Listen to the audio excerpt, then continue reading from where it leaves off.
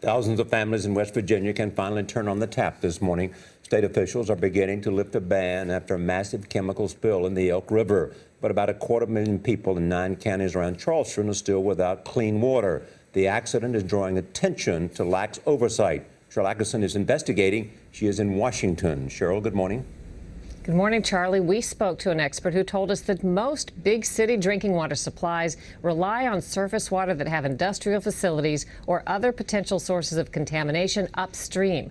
West Virginia, in particular, is known for its relatively lenient regulation of the chemical industry, which the state's economy depends on. But officials there now say they're considering new regulations.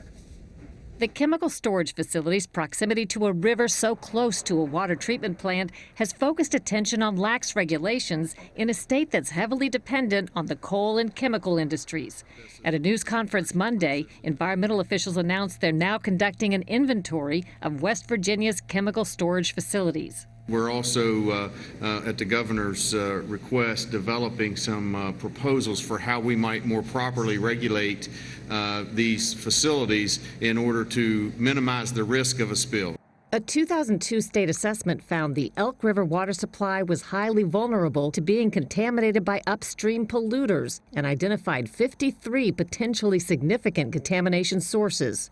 Under West Virginia law, inspections are only required for chemical production plants, not storage facilities like the one involved in the spill.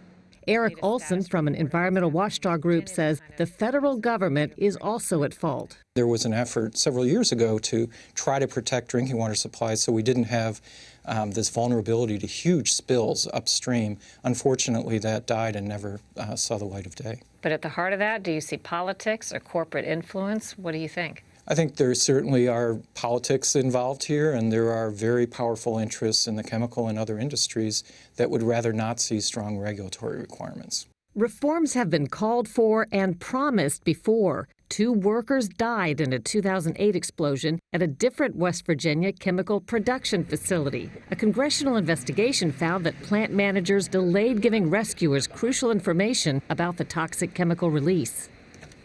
Olson says there's no way to know exactly how many drinking water plants have major polluters upstream because that number isn't collected. But based on his review of water systems across the country, he said it's certainly in the thousands.